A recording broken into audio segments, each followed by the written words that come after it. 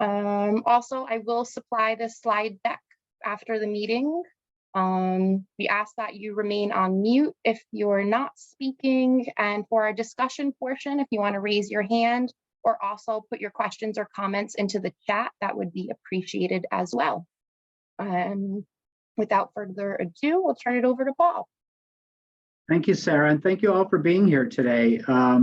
As you know, this was an additional meeting that we added to the schedule after surveying you about your interest, willingness, availability to meet more often.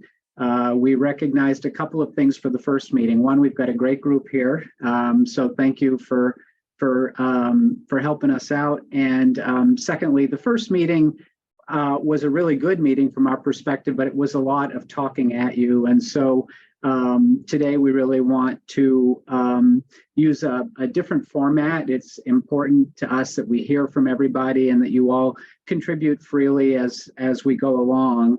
And so we reached out to a couple of you. Most of you, by the way, also offered to help us with meetings, and we appreciate that. So we reached out to a couple of you, and thank you to Barbara Bowers and Mary Lou Cialfi today for just helping us prompt discussion. That's what we asked them to do. So each of them is going to spend around 10 minutes introducing a topic, and then we really want the rest of you to jump in and join in. So that's the format for today.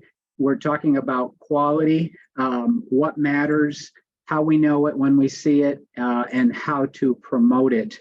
And so we're going to start with what matters to residents, with Barbara leading the discussion, and then we're going to go to Mary Lou for what does person-centeredness look like, and then finally we're going to spend some time on clinical metrics, looking at what Maine looks like today and what's important to look at there further. So roughly a third. We have 90 minutes. So I'm going to stop talking, and I'm going to turn this over to Barbara. I would just say we did, you all introduced yourselves pretty thoroughly at the first meeting, so we're not going to spend time doing that today. But if you'd like to go ahead and say hi in the chat and reintroduce yourself to everybody, that would be great. In addition to committee members, we have with us today a number of people from the Guidehouse team who are they're a contractor that is helping Maine with the rate setting piece of this. And then we also have lots of people from around the department. So welcome to everybody. And now I will turn it over to Barbara Bowers to get us started. Oops, I was muted. So while this, I think we can go to the next slide, but let me just briefly introduce the Moving Forward campaign, which many of you probably know about, but just to say a couple of sentences. This is a national coalition, basically all volunteers except for 2 part-time positions that are sort of doing a lot of the logistics. And this is funded by the Hartford Foundation for 2 years, and it's built off the NASEM report, on which I'm sure everybody here is at least familiar with, that amazing 600-page report on basically what's wrong with nursing homes and some of the things that need to be done. They identified 7 areas that are in serious need of reform. And so the Moving Forward Coalition has taken each of those 7 areas and created working groups, teams of people, experts from across the country to work on each of the 7 areas. And I'm not going to go into that because that's not the topic for today, but just to say that we made a commitment from the first day that we wanted the residents' voice to be meaningfully included in this endeavor. And so what we decided was that the residents clearly would not have a sort of token representation or an after the fact role, that they needed to be involved in decision making about what was important, what the priorities are that we set, what the action plans look like that are developed by each of the committees. So we have several ways of including the residents, and if people want more details, I can tell you. But one of several ways we included them was I've been doing interviews and focus groups with residents across the country. I think we're up to about 75 now. I realize there's a lot of research out there that looks at residents' views of things. We did things a little bit differently. And I think one of the differences is that we have a couple of focus groups that have continued over time. So it's been about a year that they've been working with us. And as would happen with anybody, they open up a little bit more and more over time. And so I think we have a pretty good view of about 10 residents in particular, this one group, who have met repeatedly and have responded to things that the committees have put together, have been involved in giving their opinion about issues before things are discussed and decisions are made. So what I'm going to share with you, hopefully quickly, is the priority areas that they identified as really important to residents. So go ahead. And this is a collation from all 75 interviews. So as I said, this is real participation and time to inform the discussion, not to react to it. Next slide. Okay, so the first one, no surprise to anybody, is they said, in the beginning, they said there's not enough staff, insufficient staff. And as we went through all of the other issues, at one point, they looked at all of these issues and said that at least half of the issues that they were distressed about really had their source in not enough staff. So I know this is not a surprise to anyone. Long waits, in particular, medications, pain medications, and toileting. And you know, I mean, when you have to wait for toileting, you end up soiling yourself, which is a very humiliating experience for a lot of nursing home residents who, it's functional incontinence. It simply means they can't get to the bathroom. The number of people who said, well, when they're short staffed, they just tell us you just have to stay in bed all day, and we've canceled all the activities. I was actually kind of surprised to hear that. I hadn't heard about people actually being told you just have to stay in bed all day, and it was actually pervasive. The consequences, they said, for them are humiliation and needless suffering. The other thing they talked about was when you have your light on and you wait and you wait and you wait and you ask people and they just walk by your room, it feels like just nobody in the world cares about you. You're just alone, isolated, and just nobody cares. And they said it's pretty hard to overcome that, no matter what your relationships are, when people just don't respond.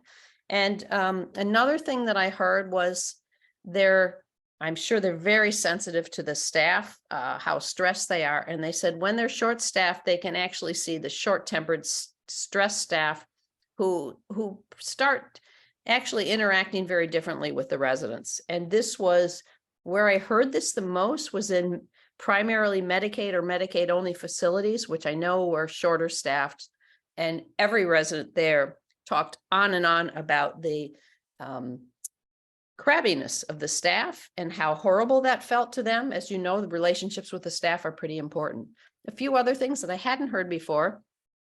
So they talked about the professional staff, not just the direct caregivers, and said that there are places where they have nurses actually covering multiple units, 2 or more, because they don't have enough nursing staff. And so what they said was, when a nurse is in another unit, it takes forever. And the CNAs don't want to bother the nurse, so they actually don't even deliver the message that the resident needs something. And so, as happens in many of these cases, they simply stop asking for help and decide they need to figure it out on their own. But it also, one of the things that I heard here was it generates fear. Fear, if something happens, there isn't anybody here who's going to respond to me. Next slide. One of the things that we did with each of these issues is said to the residents, okay, we could talk endlessly about the problems. We know some of them, you've told us more, but what are we going to do about it? And I have to tell you that residents' recommendations were amazing. Obvious one, increase CNAs, nurses, and a lot of talk about more activities people needed. Develop a backup system. Some of them said, gee, I've been in a place where they had a backup system. They had an on-call system. Other places, it's like they seem surprised that somebody didn't come to work. It happens every day. It shouldn't be a surprise. There should be a system in place to deal with that is proactive rather than sort of after the fact and sorry, we couldn't find anybody. So definitely a nurse on each unit. Another thing that several of them talked about was how badly immigrants are treated, not in the nursing home per se, but in general, and how stressed they are. And they said, you know, a lot of our caregivers are immigrants. We should do more to help them settle in when they first come to the country, help them find resources. So there was a huge amount of caring, by the way, for other people. And then, of course, it seems sort of obvious, staggering shifts to accommodate work. A resident said, well, we're told, well, we can't do anything now because this is a busy time. I said, well, why can't they just alter the shifts where there's overlap so that busy times they actually have more staff? Seems like a sort of obvious recommendation. Okay, next slide, thanks. Consistent staffing. Residents said, I realized this time's going to go really quickly, but residents said they invest a lot of time in teaching the direct caregivers how to take care of them. In particular, if somebody has like a really painful leg, how do you move that leg so that it doesn't cause the resident pain? And they teach staff how to do that. But after the third, fourth new staff, they just give up. And the quote I got here was, after a while, it doesn't seem worth the effort. You just accept whatever you get. They talked about how important those relationships were, the consistency of staffing. I think we've all heard about that before.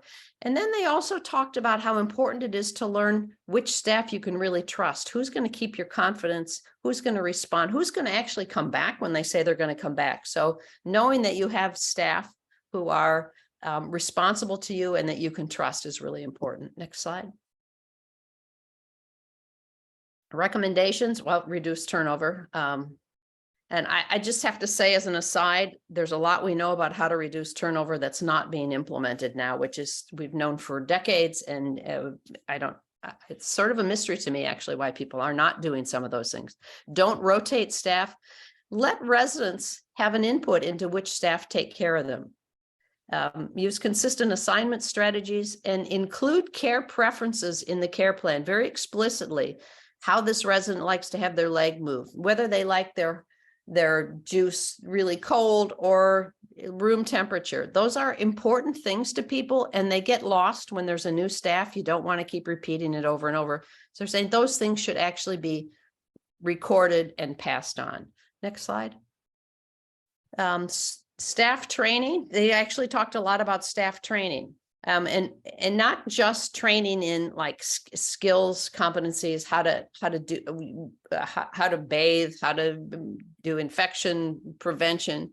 Importance of personal things should be part of their training. They talked about how do you show dignity and respect for an older person? What language should you use? You shouldn't say honey or dear to people. So a lot of discussion, and I don't know if CNAs learn that actually in their training. I'm not sure, but there was a lot of discussion about that.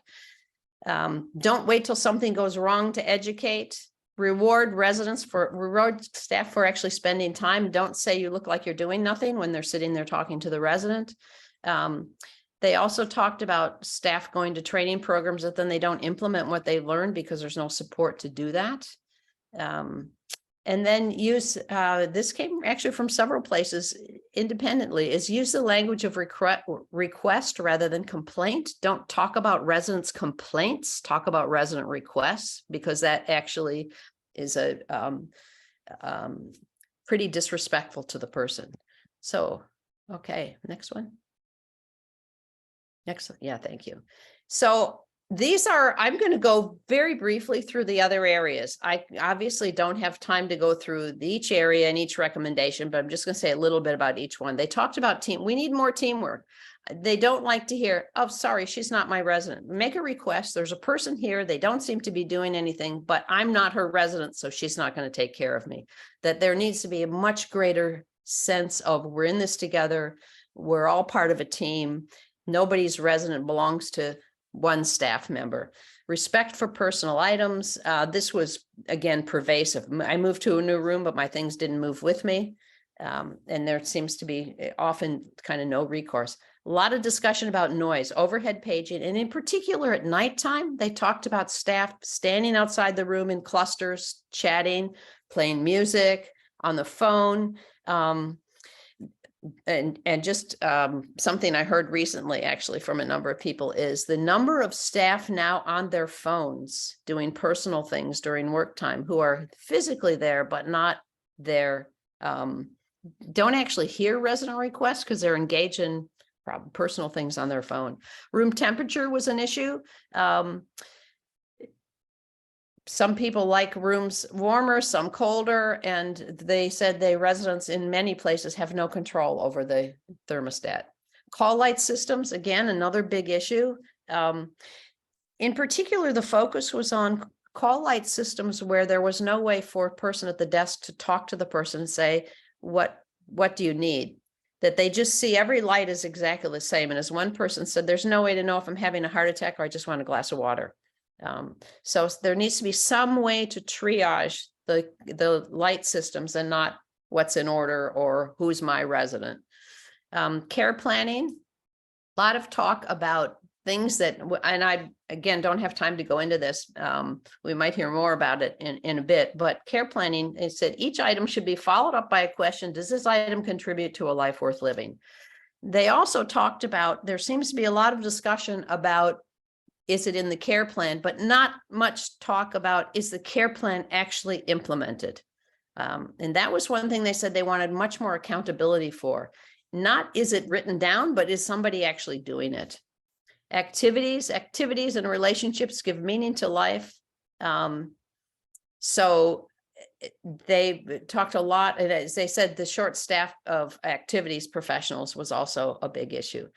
Privacy, and this actually, we saw this in action. This person said, I have a sign on my door that says, please knock, but it never happens. It's just ignored. We had one person in a focus group who we were chatting with, and in the middle of her talking to us, a nurse came into the room and started talking to her. And she said, excuse me, I'm on a call right now. And the nurse kept talking.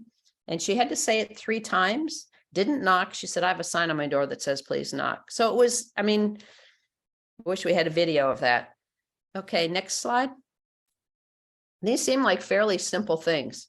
Shared rooms, they realized that sometimes rooms need to be shared, but as they said, how is it equitable or fair that wealthy people get the privacy and the rest of us don't have to share all the disruptions and indignities? And in particular, they talked about the poor matching of roommates, that whatever they said is taken into consideration is not about, does this person sleep at night? Are they up all night? Do they like the television loud on all the time? Do they have a lot of visitors? Do they like the room hot or cold? That they should, those are the things that they said should actually have much better matching on. Shared bathrooms, a lot of stories about bathrooms down the hallway where multiple people using it at the same time and really not paying much attention to personal dignity. And as one person said, getting wheeled down the hall half dressed is just humiliating. Advocating for others was something I haven't heard from people before, which was really interesting. A lot of the people in these focus groups and interviews are probably more cognitively alert than some residents. And they talked about hearing residents say, help, I need something, or even specifically what they need, and that they would sometimes try to get what the person needed or go ask them what they needed. And they were often told, stay out of their room. You're not supposed to go in another patient's room. This is none of your business. So there's a lot of, what they said is, we need some way to advocate for those people who can't advocate for themselves. And why can't it be other residents? Why can't we appoint residents or have volunteers who actually are in charge of going and asking somebody what they need? A lot of talk about surveyors. They basically said surveyors should all be sent to the greenhouse homes to find out what person-centered care is, because they don't seem to know. And this is one thing they said surveyors don't hold anybody accountable for. They hold them accountable for things that are in the F tags, but none of those things are really about, what does this person say they really want? What's in the care plan that is personal and it's specific to this individual, and is it actually done? Ownership transitions, all of the residents I've talked to who have gone through ownership transitions said it's absolute chaos. They don't know what's going on. They're not kept informed. Food, I'm not going to put anything there because we've all heard about food. we've got a lot of information on that, but I'm not, I think I won't spend the time now. Keeping residents informed. This was something, again, that we heard pervasively, that they said residents are always the last to find out. A policy changes, could be about staffing, often about something that actually affects the resident directly, and they're simply not informed until they bump into it. And then they're told, oh, that policy changed 3 months ago. And I said, so why doesn't anybody tell us? And even more than that, why aren't we involved in making decisions about things that affect us? Connecting to the outside world. I was amazed at how many residents are tech savvy and have devices and would love to connect, but they can't connect because they might be in a place in the building where the internet doesn't reach. And the current program, I'm sorry, I'm blanking on the name of it. Somebody here probably knows. There's a program, it's a national program that actually provides free internet service to individuals who are low income. But they said, because this is what they've been told, because they are not in a private home, they are at considered a business, they're not eligible. We've written letters and tried to lobby to get that changed. Haven't heard anything yet, but that seems like an easy thing to should be waived. Little things matter. There was a lot of little things that are just considered not very important by the staff because they're not clinically relevant, like getting a newspaper and a hot cup of decent coffee in the morning. Next slide. Barbara, I think if we Yep. could move toward. Okay. Yep. Sorry. Okay. Okay. That's it.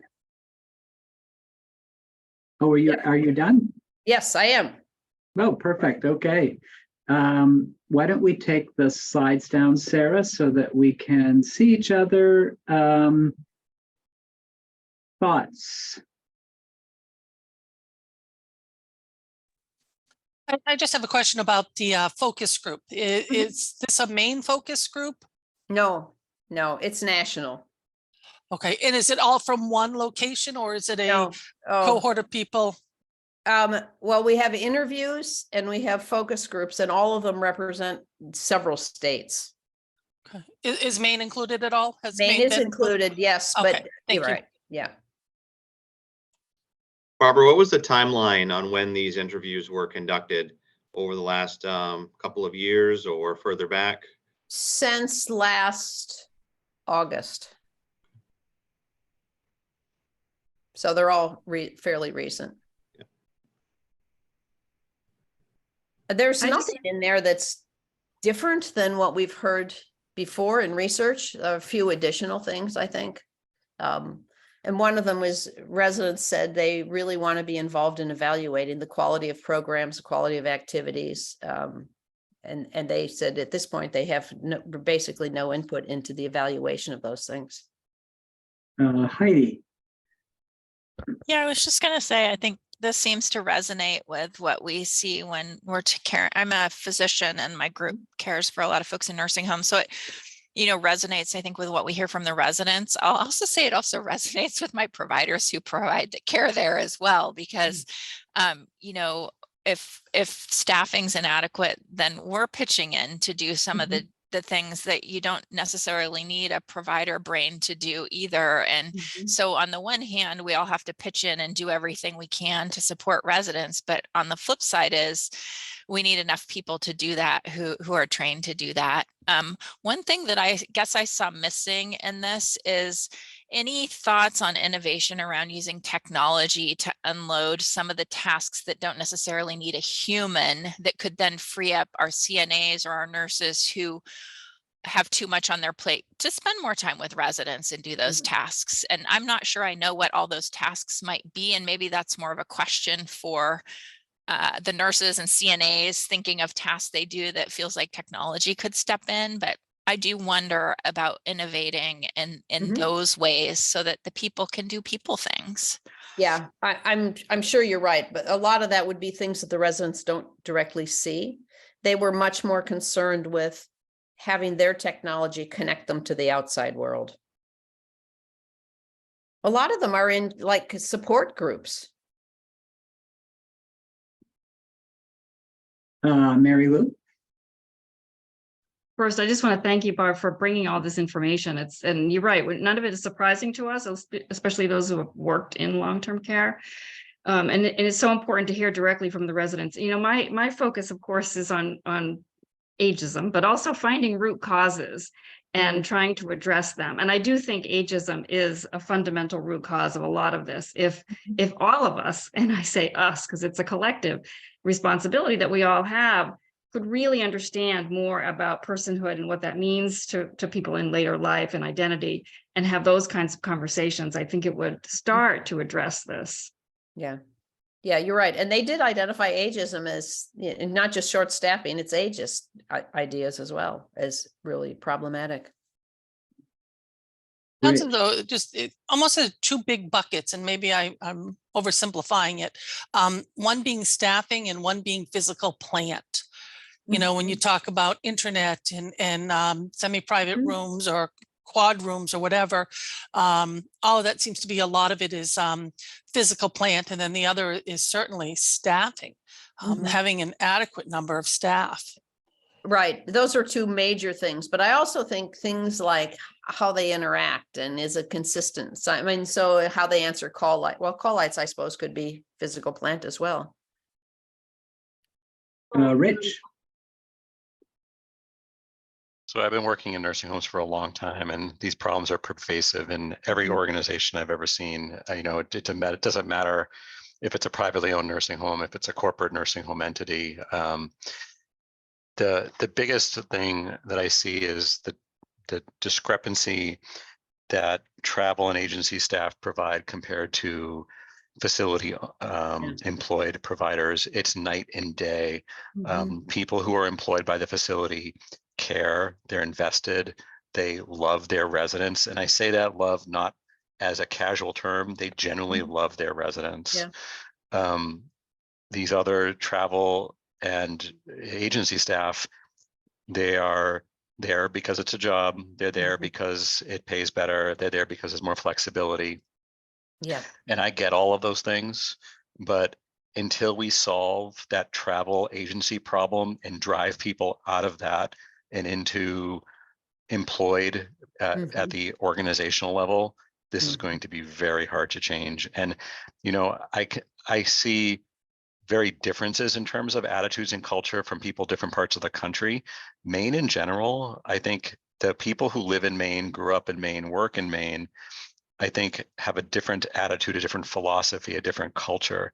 People coming from other parts of the country, it's abysmal at some of the things I'm seeing in terms of their attitude, in terms of just wanting to medicate people, just wanting to just keep them quiet, do their job. You know, I have become invisible because they don't really know who I am. Every 6 to 8 weeks, there's someone different. I used to walk onto a unit, and if people weren't doing something and they were up behind chit-chatting and playing on their phones, they would get to work. Now they see me and I'm just like the residents, I'm invisible. And if you are sitting behind the nurse's station and you're talking or on your phone, you should be sitting with a resident. You should be interacting with them. You should be asking them how their day is. You should be doing something, playing a game, talking to them in some meaningful way. Yeah. We have had instances that we find people sleeping in residence rooms who are nonverbal because it's easy to hide. There was someone somewhere, and I'm not going to say where, that there was someone vaping in a room with, you know, a resident because they couldn't go out for their break or whatever. It's and these are travel staff, and I don't know how to solve that problem with exception with the current financial climate and being able to throw tons of money at it. But these facilities are going, these facilities are going bankrupt with paying travel staff because the question is it better to have good, no staff or bad staff? And I think a lot of people have chosen to have bad staff. Yeah. I'm not sure which is better. Neither are very good, but yeah. Jake.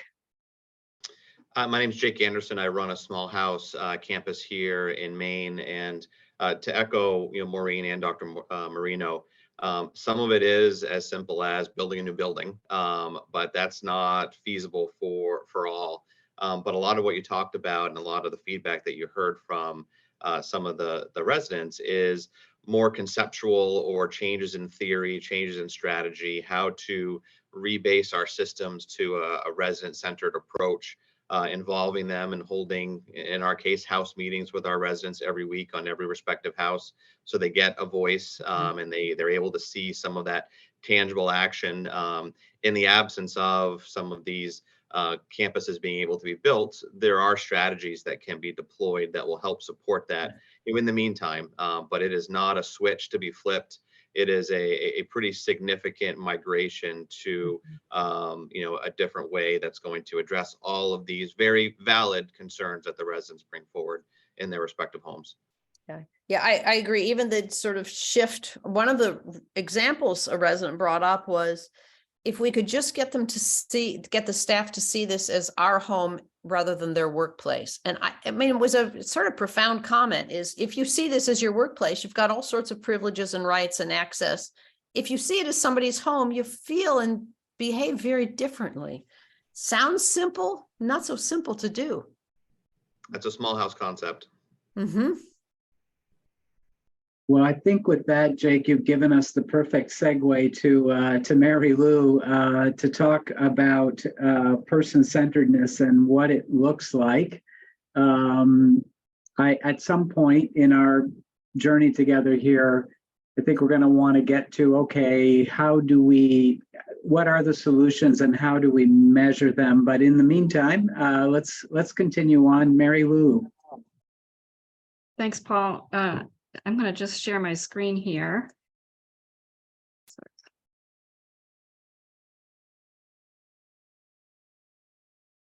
So I know that on the agenda you have me talking about person-centered care, and maybe another time I can actually just talk only about person-centered care. But I was my instruction was to review what the Moving Forward Coalition's Goal 1 committee is working on for one of its priority areas, which is person-centered care planning. And this is a great segue from what you had to say, Barb, because a lot of what the residents want has to be embedded somewhere in a care plan that actually does get implemented out there on the floor. So the original NASEM report identified so many recommendations in each of those 7 goal areas that when the goal committees of the Moving Forward Coalition convened, the first thing they did was, okay, look, we can't do all those recommendations in the report. Let's choose a couple that are our primary priority areas. So each committee was tasked with identifying, I think 2, a goal committee 1 that I'm on identified 2. So over the latter part of last year, they were identifying those priority areas. And for goal committee 1, the first priority area was improved identification and documentation of resident preferences and priorities, which they now shortened to care planning. And then the second priority area was the finding ways to finance and make politically feasible more of the smaller home-like models, right? So then, fast forward to early part of this year, Alice Bonner, who's heading up the Moving Forward Coalition and the Moving Forward Coalition Steering Committee, which is above all the committees, they have a bird's eye view of all the work that's happening in these 7 committees. So they said, oh my goodness, there's a lot of interconnectivity among the action plans that each goal committee is working on. So we need to start finding those intersections. So I can speak to the action plans, the integrated action plans for goal committee 1, Paul, you're in committee 4, so you probably have more information about that. But my understanding is that what has come out of committee 1 is 2 integrated action plans. I've been serving on the person-centered care planning subcommittee of goal 1, which is now has an integrated action plan with committee number 6 and 7. Because care planning is really inextricably linked with quality measurements and, of course, having a technological infrastructure. And then the small home model has linked up with your committee, Paul, which is committee 4 on financing, because that requires money and policy and politics.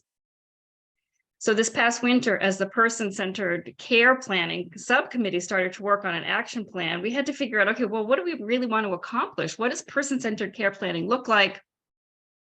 And since the regulations already require care planning, how could we develop something that actually supports nursing homes in improving care planning and making it more person-centered, offering providers a process that makes sense and some resources or access to resources that are already existing out there, or maybe we have to develop some new ones. So the earliest conversations in our care planning subcommittee were, okay, what does ideal person-centered care planning really look like? After a few of those conversations, we realized that we needed a graphic of some sort. So two colleagues on the committee and I were tasked with creating a graphic. And I want to just underscore the graphic itself is evolving, and it will continue to evolve as we do more work and with input from folks like you and other stakeholders out in the community and around the country. So we really did start with a totally blank canvas like this one. And through over the course of several weeks, we identified kind of the domains of an ideal person-centered care planning process. And of course, we started at the back end. What do we want? What does an ideal person-centered care planning look like? And it really is achieving meaningful, inclusive person-centered care planning that prioritizes resident personhood and identity, prioritizes residents feeling included and empowered in their families, identifies resident preferences, and then, as Barb said, actually use them in daily care and in daily life, monitoring and measuring those preferences because they're changing all the time. And then, where does staff fit in all of this? They need to be included and empowered as well. And then we identified some structural backdrops, if you will, that need a placeholder in the graphic, and they need to be asked about in the care planning process. And fundamentally, it's people and environments. Who should be there at the table? There are going to be some common denominators among all residents, but then each resident, of course, wants this person or that person there or not there, frankly. So we need to ask those questions. An environment for some residents, I don't know whether it's a lot or a little, and it doesn't even matter. For those people for whom environment matters, we have to ask those questions. Where are these conversations taking place? What time of day? That would matter to me. I wouldn't want a care plan late in the day.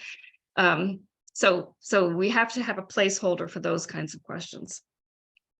But the meat, of course, of care planning, the engine that drives person-centered care planning, are all the informal and formal, but a lot of informal conversations among residents, families, and staff. That's the driver. The informal conversations could take place on any day, at any time of day, but there needs to be a pathway for getting that information reliably to a place where it can be used. And as I say these words, I know, because I've been out on those floors, I know how difficult that is, and it needs technology. We need some apps or something that we can have at the ready.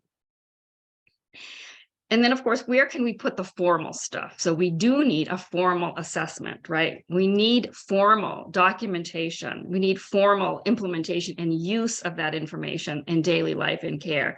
And we need formal processes for measuring, monitoring, reassessing resident preferences as they change. And all of that, of course, drives all of those outcomes. So there's a big blank space over here on the left-hand side of the screen. What goes there? So how can we create, collectively, how can we create that fertile ground? How can we create an environment where where there's meaningful conversations and meaningful infrastructure so that care planning takes place in ways that are satisfactory? I called them something ridiculously academic, like antecedents. And Susan Ryan very wisely said, well, really, they're critical success factors. So I have now shortened them to factors for success. What do we need to drive successful person-centered care planning? How do we lay that groundwork? And what it looked like to us, and again, would invite input and feedback. First, there needs to be some kind of organizational self-assessment based on an ideal process and ideal outcomes. A provider needs to know what its own strengths and weaknesses are relative to this ideal. Where does it need to improve? What's it doing well? Where does it need to allocate resources? Because those resources are almost always going to be scarce. And then, of course, the training. There's already a big bucket of training. I know more needs to happen. Our friends down at Virginia Commonwealth, Tracy Gendron, has ageism training for long-term care that she's been testing. Liza Behrens at Penn State, we know, has a dignity of risk model that she's testing. don't know so much of what's out there on self-determination and human potential or personhood and identity. I think there's a place for us here in Maine to work on that. And then what we understand is that there's no orientation out there for residents and families and staff even. I've certainly never seen it in my own experience, so that they know what care planning, informal and formal care planning looks like. What can be expected? How can they participate? And in what ways? How can they make their requests known? So that's something that needs to happen. And of course, that infrastructure, and that's the link with the other moving forward goal committees 6 and 7, building the measuring system and the monitoring and the infrastructure for collecting all of that. So this is mostly done. We had to put a placeholder in for the timing of all of these conversations, and of course, quality improvement, and what that looked like to us. Just, it's almost silly to even put it here because it's so hard to do. It's easy to visualize as a spiral. You know, this feedback loop continually happening, enormously difficult to implement, and it needs to be represented here because that is the goal. So what the goal committee one is contemplating right now is the development of a guidebook that would support providers in kind of shoring up their care planning process. And then also a curated repository of tools, of resources, of trainings, of access to programs, so that providers can choose based on their own self-assessment, of course, they can choose what they want to use. They know their residents well, they know the staff. Obviously, they have a culture and a philosophy of care that they would want to align with whatever tools they decide to implement. So we would create a repository of tools that we have seen used with success around the country and then make those available. It doesn't mean there aren't going to be gaps. There will definitely be gaps, and we need to work together among all the committees, but also with other stakeholder groups in filling those gaps. So right this minute, like as of just yesterday, our action plan looks something like this. We would compile existing care planning assessments because there are several out there that are being used with varying degrees of success, more or less person-centered. We need to refine definitions of goals of care, preferences, and priorities. We borrowed those terms, as Heidi, as you know well, from hospice and palliative care. So how can we look at the literature? What can we integrate from the literature on long-term care so that we're using a language that makes sense and definitions for words that make sense to people working in long-term care? Of course, we'll continue to work with Goal Committee 6 and 7 on those quality measures. We need to design that guidebook. We need to create that repository of tools. We need to find the gaps and then work on them. And at the end of this year and into 2024, we'll recruit nursing homes to test the process, the guidebook, the repository, and then actually test it next year sometime. So I guess I would put out to all of you, does Maine want to be, does it want to focus, do we collectively want to focus effort on person-centered care planning? How can we contribute? Is there anything that we're using here in Maine as a promising practice that we could put into the repository? And do we want to be part of a small pilot? I think we could do it as part of the Moving Forward Coalition, but I don't see any reason why we couldn't do one on our own. The current gaps, as I see them, are these: that self-assessment, training on personhood and identity. We could probably borrow pieces of it from others. Training on self-determination, human potential, and then that orientation needs to be done. So that's all I have for you. I would love to hear your thoughts about any of it. Thank you so much, Mary Lou. Thoughts?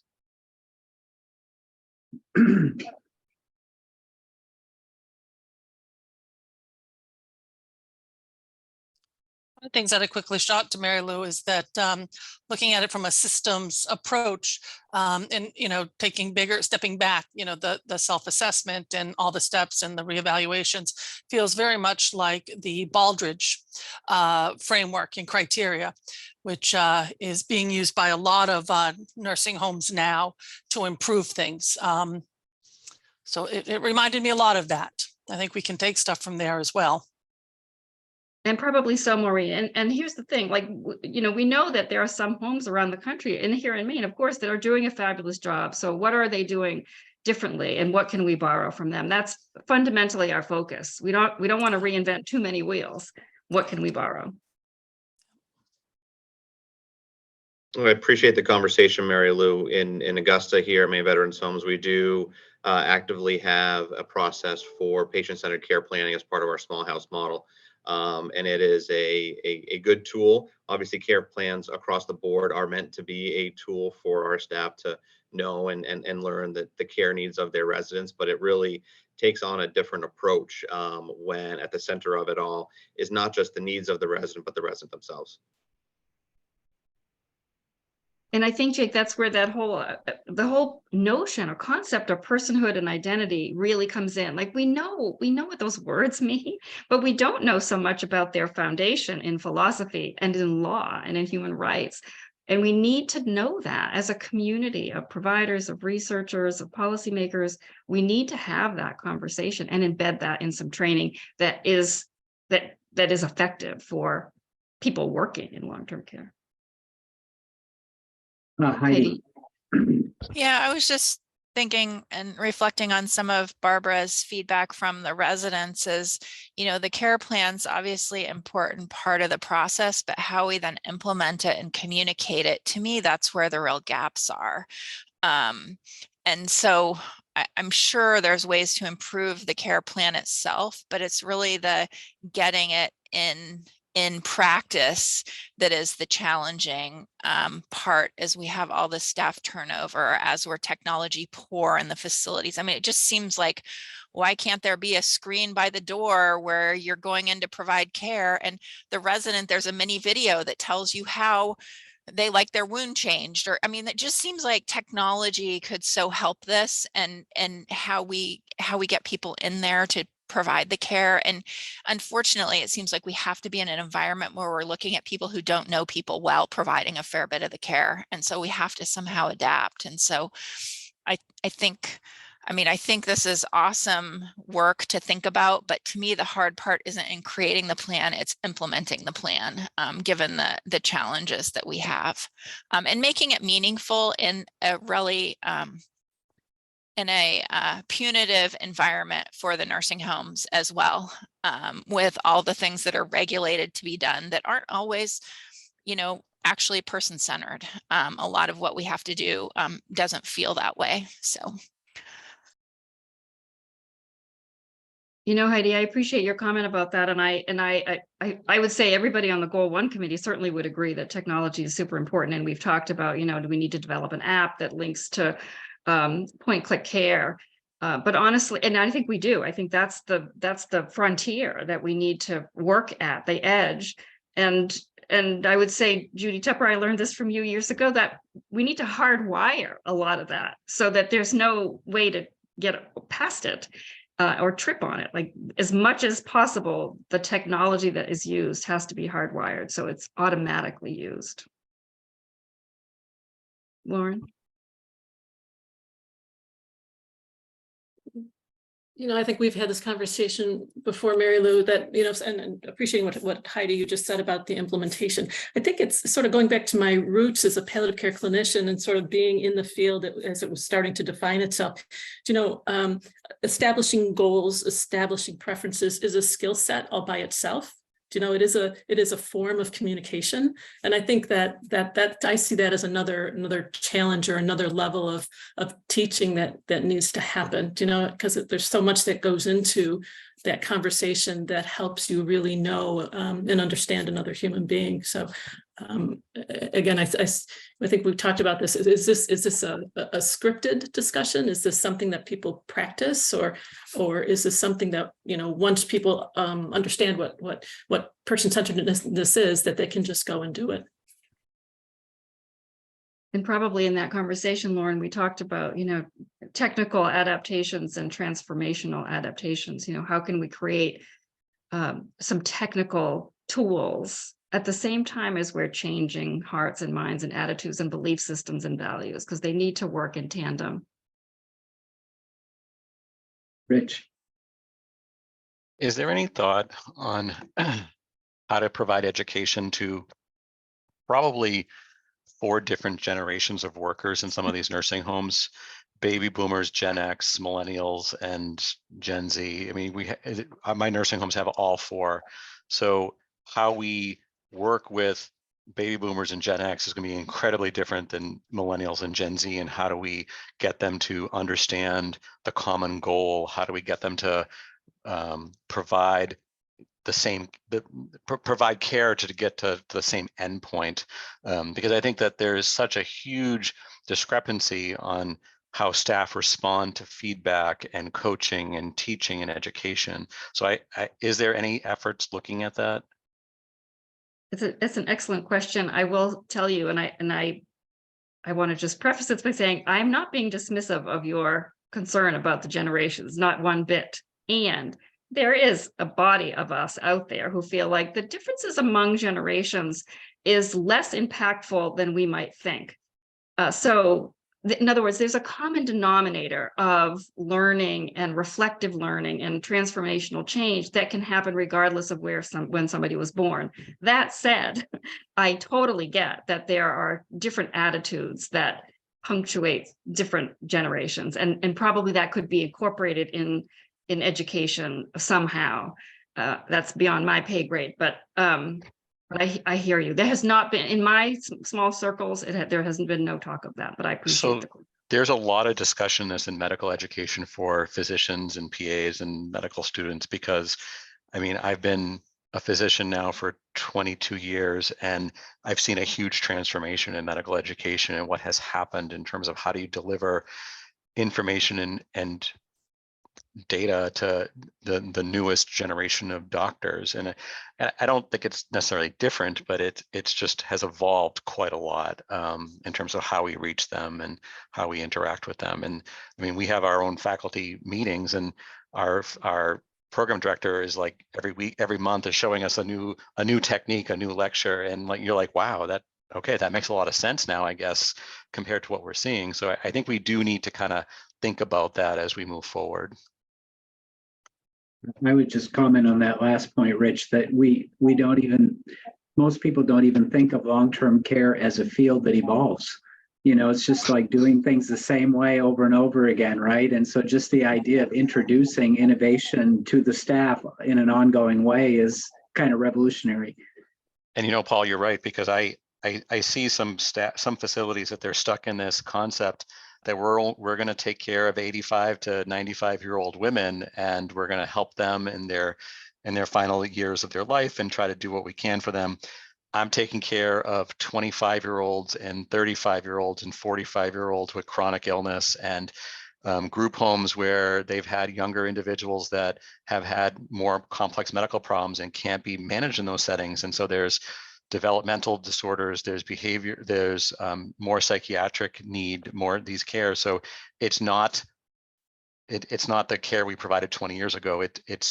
It's very different now, and it really is not even a field of geriatrics anymore. It is a field of disability and comorbidity with some geriatrics.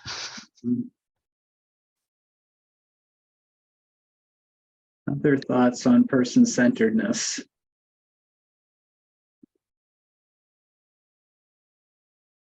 All right, let's move then to our third category today, which is clinical quality measures. Lauren, I think you're kicking us off. Yeah. Thanks, Sarah. Okay, so this part of the discussion really is just to try and focus on what do we know about quality in nursing homes in Maine, you know, based on the information that we have available to us, you know, and then trying to segue into a discussion about, you know, are these meaningful measures, and if yes, great. If not, what else should be included? Next slide. So indeed, what do we know about the quality of care delivered? Do these measures contained within Care Compare 5-star ratings capture that care? Are there other measures that should be included? Next. You know, as we were preparing this part of the discussion, I had some conversations with Kathy McGuire, who is very skilled and very experienced in this this discussion about what constitutes a good measure. Kathy, you want to just walk us through some of this? Sure. Thanks, Lauren. And thank you all. This conversation today has been so interesting and personally very moving to me. So just a moment there. But yeah, and just quickly, I'm I'm semi-retired at this point, but I have worked with, retired from the Muskie School and all its renditions before that. And we were part of the very original teams that worked with CMS on the development of all the MDS resident assessment tools, the quality indicators, the payment models, and all the evolution that has come from that. So probably many of you have never seen me, but I've been behind the scenes on many of these efforts in the past. And so one of the things as we're looking at these measures, and I do feel somewhat inadequate in terms of thinking about how do you assess quality of life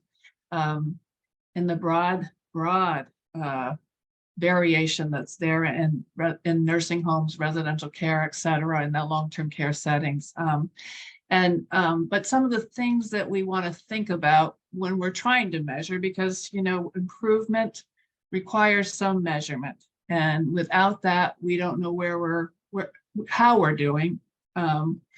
So, and again, it feels a little inadequate, but so these are just some considerations as we start to look and consider what measures we want to be able to evaluate over time. So first off, and most importantly, is that measures address clinically relevant aspects of nursing facility care, as well as they have the greatest impact on the large proportion of resident outcomes and quality of life. Not easy things to capture, I'll just say. And again, we've come far on quality measurement, and yet we've got so far to go.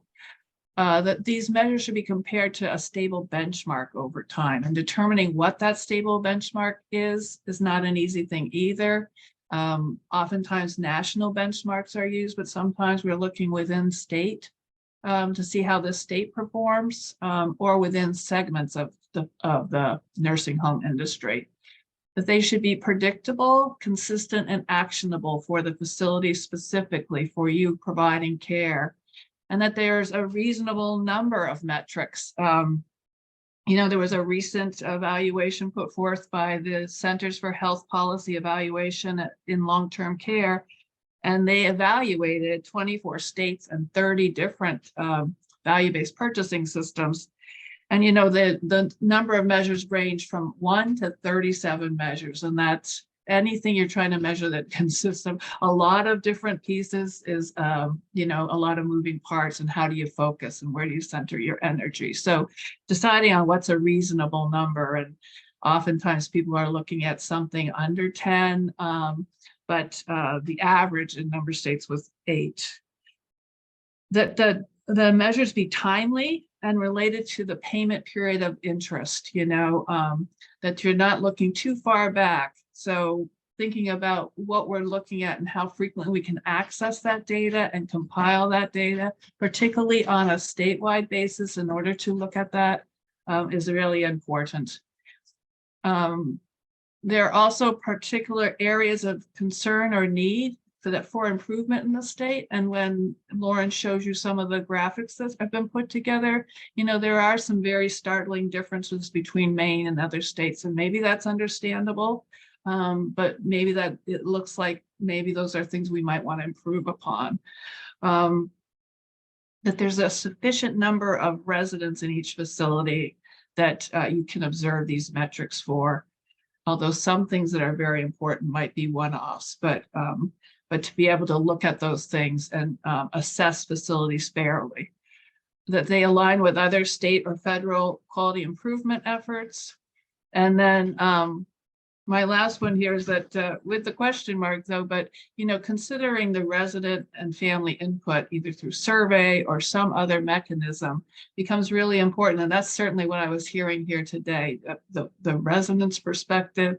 I love what was done with the interviews and the focus groups, and hearing the staff's perspective as well. And that's probably left off here, but those two are so important for what's, you know, for us to be able to prove upon those. So you all know far better than I, and what I've been, like I've said, engaged in is how do we measure and operationalize measurement of those items. So I'm going to turn it back to Lauren, and she's going to share some of the measures that we pulled down just for food for thought as this conversation considers. Thanks.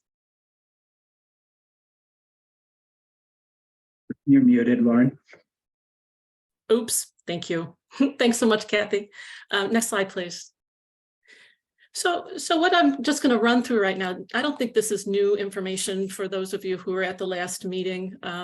You know, we talked just a little bit about the Care Compare 5-star rating system, and you know, what does it mean? As you know, we rate nursing homes on a scale of 1 to 5, 3 being average, 2 below average. 4 is above average, 1 far below average, and 5 far above average. So, and the overall stars have contributions from inspection, staffing, and quality measures. And then in particular, there's a long stay quality measure. In Maine, you know, these ratings are assigned based on a percentile method. So there's a certain way that, you know, based on your score at inspection, you're going to be either a 1, 2, 3, 4, or 5. So if you're at the top, if you're in the top 10%, you'll have a rating of 5. And if you're in the bottom 20%, you'll have a rating of 1. And then the rest fills in the middle. Next slide. And again, just based on what this looks like, number 1, 1-star facilities versus 5-star facilities. We spent some time talking about this last time. And these are the differences between them in the state of Maine on health inspections. A 1-star facility has an average of 1.19 versus 4.18 on the 5-star facilities and across. Again, it makes sense based on the percentile approach, but again, just noting that there are observable and measurable differences. Next. So when we go to the measures portion of the 5-star rating, I think there are 9 measures that are woven into that measure star, and we pulled several of them just so that we could look at them. Again, I think we reviewed this last time. The slide shows total nurse minutes per resident per day and total RN minutes per resident per day. And it looks in particular that Maine does pretty well in that the national average is 225 on total minutes and of nursing minutes, and I'm sorry, the average is 225 and Maine is 260, and on the total RN, it's national average is 40. So it looks like we're doing pretty good. Of course, this doesn't take into account how many of these nursing minutes are provided by contracted staff. Next. Maine nursing homes consistently outperform the national average on hospitalizations, but it looks like we're a little bit behind in terms of ED visits. And again, you can see the continued difference between 1-star and 5-star facilities. Next. Percent residents with pressure ulcers. Again, this is information that facilities enter into MDS. We can see that the national average is 8.1%, where the Maine average is 6.1%. So we look to be doing better overall, although you can see there are facilities that have some room for improvement. Next. Percent residents experiencing falls with injury. National average 3.4, Maine average is 4.1. So there may be some room for improvements there as well. Next. Average residents receiving antipsychotic medications. National average 14%, where the low performing facilities in Maine prescribing as much as 25%, while the Maine average is 21%. Okay, next. Percent residents with urinary tract infections, national average 2.3, Maine average 3.34. Next. And percent residents with decreased ability to move, national average 14.8, Maine average is 13.2. So I would probably need some input from some of the folks who take care of these residents in their homes. I'm not sure how that's a quality. I'm not sure if that's a real quality measure or just a verification of what happens to people as they move along their trajectory towards the end of their life. So anyway, I think that's all that we have. Next. So I think the purpose here is just to sort of think about the conversations that were presented to us by Barbara and Mary Lou, and what we sort of hold to a very high level with regard to quality in nursing homes. and try and look at how we measure quality today based on the measures that are within Care Compare. And maybe give some thought to what other measures might be ideal and helpful.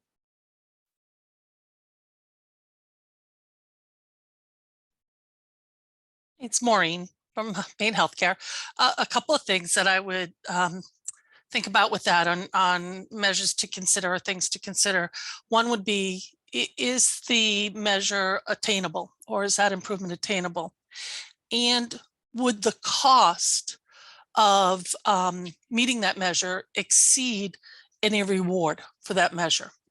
And I think that's something important that we keep in mind. We don't want to set up people that that we have a performance measure that, for example, we're talking a lot. So say the temperature, that residents were comfortable with the temperature in their room, that really the cost of that is going to exceed the reward right now. So just things to keep in mind. I also really, appreciate you talking through the star rating, because I think it's important that we don't get hung up on that star rating, because as you said, that is just a percentage. And I think that the measures that are either there as the quality indicators, the quality measures, and some of the value-based purchasing measures that CMS is already looking at, I think we've got a lot of stuff that is available to us to look at. And as for the mobility, I think that is much more of a payment issue, which is why I think it's a measure that CMS has looked at to make sure that people aren't coming into a facility and having, Medicare and Medicaid pay for services that the person then doesn't improve.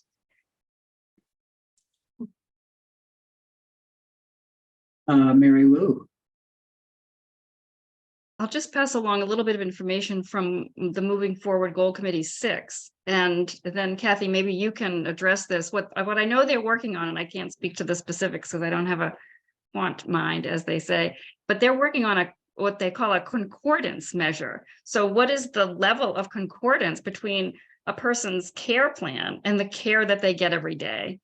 Because then you can move outside how to prioritize the millions of things that each one of us would want to have good quality of life. So the fundamental measure is, are those two things sort of the same? What I want, what I said I want, and what I get every day. Does that make any sense, Kathy, from you have a quant brain?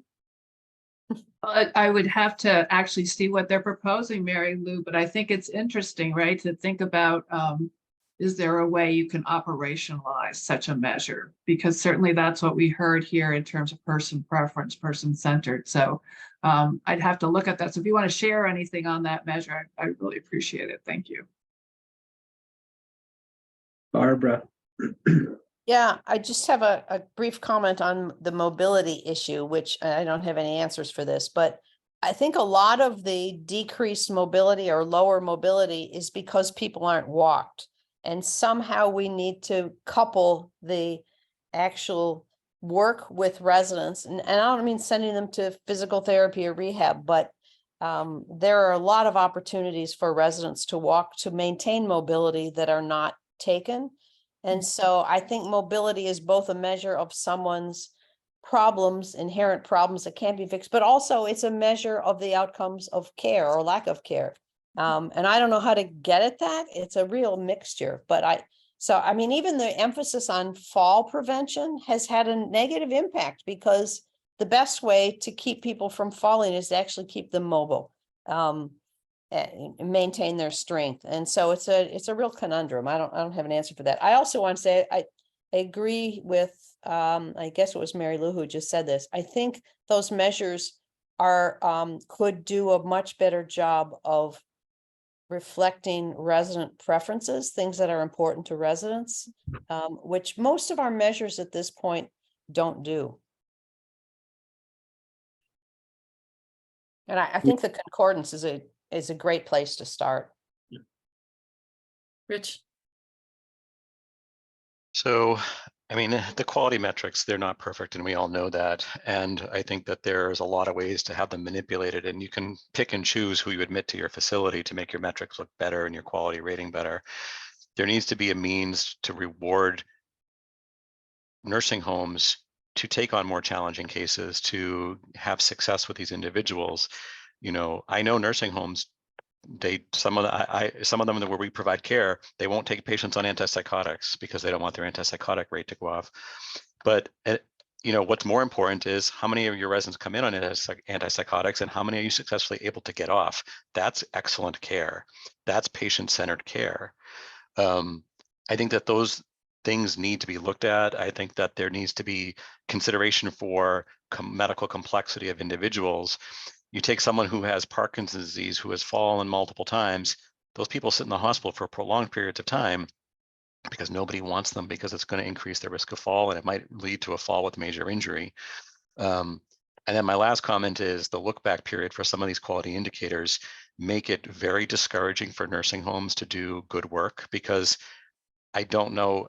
I mean, I think falls with major injury, is it 6 quarters? Is it that how long it stays on the record? I don't know the exact number, but someone falls with a major injury, you're dealing with that for a very long time. So you can do a lot of great work, and it's going to take a year to a year and a half before you start to see those things move. And it's very discouraging as a team to kind of do all these efforts, and you see the needle move so slowly. So can I ask you a question about that? So what's frustrating about this measure is the way it's written and managed by CMS. But is it a good measure by itself? Is the number of people who fall in your facilities, regardless of is that a good measure? Absolutely. I think that's something that needs to be looked at. The number of falls with major injury. But it's the look back period, and what I will say is the penalty to take individuals that are at increased risk of falls compared to others. Yeah. So, just this conversation, there's the realities of the stars and what you have to live with, every single day and then there's the higher level conversation about what would you like it to look, what does quality look like in your facility, So, Judy, do you have a comment? Yes, thanks, Lauren. I'm thinking more generically around the star rating system and thinking, who does it really serve? Does it serve the potential resident or their family member when they look at this? And I would suggest no. In most cases, you don't have a choice. You're either looking at the geographic location or an opening. So who's it really for? And I think it's time to take a hard look at retiring some of these measures as we open this conversation about innovation and bringing in new measures that are more person-centered. So that's my comment. You're saying, Judy, that if the star ratings are supposed to be for purposes of choosing a nursing home, people don't have that choice anyway. There aren't beds available, so they have to take whatever bed they can get. Yeah. Heidi. And I was going to say, and the metrics hang on there so long it doesn't actually reflect the care today. It's the care that was being delivered a year or more ago, and we know things can change so much. So, and then the fact that these are compared across the nation is also a frustration, because Maine has sicker people in nursing homes than other states. That's just a fact. And so just because our ratios are higher than other places, they need to be higher than other places because our patients are sicker. So it's kind of humorous that we get rewarded for that, but it's also because our patients are sicker. And so like if our nursing homes had ratios of 3, 3.5, like the care being delivered would be so terrible that we couldn't do it. So I hate the star system because it's, it's the bell-shaped curve, and some of those metrics, the differences are so teeny, but the impact on the stars can be so huge. So, I do believe there are thresholds for things rather than like bell curves for things. Like if you hit a threshold, you're doing really good care and you should focus on something else. And it's set up not to really allow that. But the look back is what drives me nuts, as Rich says. Like it's just so discouraging knowing you're doing good work now, but it's not reflected publicly with that. So. And I know we can't change CMS necessarily, but is there a way we can do things differently in the state? And then the antipsychotic one bothers me because there's such narrow criteria about when it's considered appropriate. But, there are growing indications for medications. And so, some people have psychotic depression and they need to be on their antipsychotics. We see other groups who don't prescribe antipsychotics and put people on boatloads of lorazepam or trazodone or other medications that have a lot of similar side effects but aren't highlighted as being the penalized. And so with a lot of these things, there's always ways to kind of work around it. And that's not the intent, but that's sort of the reality of what happens. So I think we just have to be thoughtful about that as well. Thank you. Judy, did you have another comment or your? Nope. Okay. I had a thought, and I apologize for not being able to raise my hand. Zoom won't let me. And it's obviously the metrics are what we live by, and I've been a nursing home administrator now for over 10 years and have hated every star that I've gotten or lost over every 10 of those years. But at the root of any work that we're going to do is the resources to make those happen.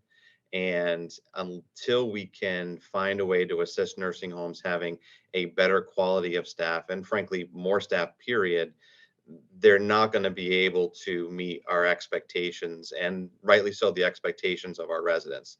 So I know innovation takes on a lot of forms. Maybe it's a different approach to what innovation looks like, within this committee to help foster some of that work to make long-term care a good place for folks to have a career and to work again. Because until we have the resources to do that, we're not going to be able to move any needle. We'll have way too many fires to ever put out. Rich. I promise not to keep making comments, but it's hard not to sometimes. That's why you're here, Rich. That's why you're all here. Thank you. Just how the star rating in general, I think when you see 5 stars, we're all used to the Amazon world of 1 through 5, 4.5, 5 stars. Oh, I'm going to buy this. That looks fantastic. The inherent problem with it is that it's great. You're graded against your competitors. And it really should be a system that thresholds are set by some governing body, that be CMS, that if your fall score is this, then you are at this star rating. If your fall score is this, it should be this star rating. And it should be that like every nursing home should be able to have the opportunity to be 5 stars in quality. And you can't do that in the current environment. It's Maureen. I can't get my hand to raise either. I don't know if I'm missing a button. I think that, it's very clear that the 5-star, the star rating piece is probably not a measure that we want to look at. I guess what I would ask is, are there subcategories that make up that star rating, such as some of the quality measures or the value-based purchasing measures that would be appropriate for us? I worry about developing something that is so new that it's going to be so burdensome with all the other burdens right now that our nursing homes have. Or that's a great question. And I can tell you that from the department's perspective, we're looking, as we think about, how would we incorporate quality into payment, we're also looking for things that are administratively not too burdensome, right? And we're able to maintain. But given the concerns that people have about the star ratings and how they're derived, you all are still reporting your falls, for example. Is there a way to, how hard would it be to take the falls data, maybe this is a Kathy question, I don't know, and instead of looking at the stars, creating a threshold measure that we would use here in Maine?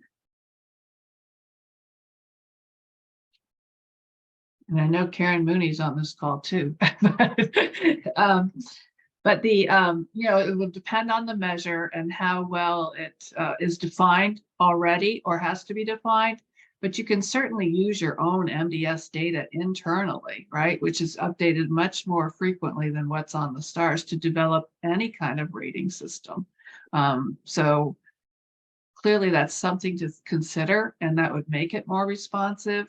It also doesn't, sort of weight down the tie to that survey inspection, which can take a very long time to change that measure. And if you get a low rating on a survey, you know, it just takes a long time to move that part of the bar up. And so yeah, so there's lots of ways you can consider that, but your own internal data, you know, can be leveraged for doing a lot of that work, and that is updated much more frequently.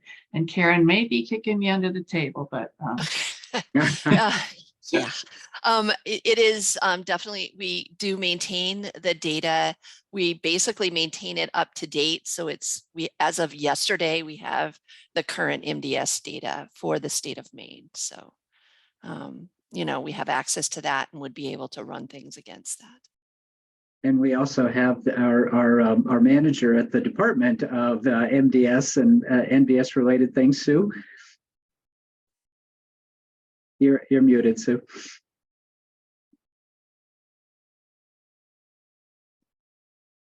Okay, just a quick comment. We do have the ability to add additional questions for state purposes to the MDS. We have done that over the years to collect data on vent use, on weight-related equipment use and weight-related staffing issues. So if people did have suggestions on questions that we could ask that you feel would better reflect care related to falls or ambulation, please let us know. We might be able to craft a question that could be included on the MDS. Thanks, Sue. Rich. I think if we're thinking outside the box of other things that we should be looking at as far as what quality is, and I completely agree with, you know, patient-centered care and focusing on quality of life, but I also am thinking about health of the community and the community as a whole, and looking at the health of our healthcare organizations and our hospitals in terms of meeting the needs of a wider range of patients. And so looking at some kind of quality metrics that are looking at, are you caring for people with opioid use disorder? Are you caring for bariatric patients? Are you caring for patients on dialysis? Are you caring for patients with complex respiratory, meaning trachs or non-invasive ventilation and those types of things at your facility? So I think these are things that are absent in CMS that are really important to the health of the community, but doesn't necessarily look at the importance to one specific individual. And to your earlier point, could potentially reward a facility for providing the more complex care. Yep. Any other thoughts before we move to wrap up here? This has been a really good discussion. All right. One question, and I don't know if I'm sure it's been discussed somewhere, is, are we seeing that the money that would come for how these incentive or innovation programs would work, would there be an offset to current rates and then the ability to earn back? Has there been any discussion? I mean, I think of the hospital readmission where we all lost 2% and then we're able to earn so much back. That might be a good time for me to chime in. So hi, everyone. Michelle Probert, Main Care Director. And sorry, I wasn't here at the outset. I had a conflict at 1, but I joined it about 1:30 and I've appreciated listening to this discussion. And before I get to the payment piece, I used to be very involved in the state in discussions around public reporting of quality measures, more on the primary care side than nursing facilities, but there's a lot of common themes. And I completely think that I can appreciate the frustrations around, you know, there's always similar topics of if you're trying to make things easily understandable, then you're drawing lines in terms of who gets how many stars, right? But then you always have the providers or the facilities that are on either side of that line or stars. And it's really frustrating when you know that you're just like almost there. So and when you're forcing that into a bell curve, I get that the stakes just get all that higher. And when you're dealing with data and particularly claims data, but massive amounts of data nationwide as well, time lag is also frustrating as well. But I did just want to say, though, that when I think of the alternative, which is to not publicly report, I do find that a lot scarier, because while it's definitely not perfect, it is all we have to be able to try and assess comparative quality. And while I get that, choices in your area are so hugely limiting, I like to think that there are a lot of families out there that still want to have this information available. So I am a big advocate for public reporting, even though it's never going to be perfect. And I'll just say that when we talk about tying a portion of payment to performance, like Paul said, I think starting out small and simple makes a lot of sense. You don't want to introduce new measures which sound really awesome and capture exactly what we want, but are like going to be brand new and really administratively burdensome. So simplicity is super important, and also if there can be agreement on a clear need for improvement, and it may not ever be realistic to get up to a national average in certain areas, but that doesn't mean that improvement may still not be warranted. And then to finally get to Maureen's question, one, I'll say we have not determined what a methodology is for tying things to payment. So I will just share what we have done in a number of other areas at MaineCare, which is to look at a percentage withhold, but there's a couple of different categories there. So there's like a minimum threshold of performance in order to, as Maureen said, earn back that whole withhold. But there is also recognition that if you are an exceptional performer, then you can earn back more than the withhold. So it really is a bonus. And part of the rationale there is that minimum threshold is really like, providing care at a certain level should be required as part of care delivery. And so that's the rationale behind the withhold. But then if you're going above and beyond, then we want it to be a reward. And so again, we have not said that that's what we're doing in this case, but that is something that we have rolled out elsewhere. I'll also say that we have specifically not put measures into rule because part of the point of value-based purchasing and tying some payment to performance is because you want to see the bar move, right? And so if you start to do better on one measure, then that's probably not the measure that you really want to focus anymore. You want to move to a different measure. And so we try to leave it flexible because circumstances change and performance changes and priorities change. And so we want a nimble system in terms of what are the measures that we do want to focus on. Thank you, Michelle. And thanks to everybody again for agreeing to spend extra time. We know how valuable all of your time is and really appreciate the input today. Lots and lots of good discussion, and we are going to try to summarize it so that we have a record that we can build on for our future discussions. A couple of things that really came out over and over again for me, though, is that so much of this depends on retention and training. And that retention and training are pretty much impossible in an environment where you have a lot of travel staff. So trying to solve that problem would help us in a lot of ways. And also, thank you, Heidi, in particular, for reminding us of that technology is something that we should be looking at. And if folks, we have wanted to have maybe a focused meeting on technology and innovation. So if any of you have ideas for things that you would like to see us highlight, national experts or Maine experts who we can bring in with some case examples, let us know. Our next meeting is later this month.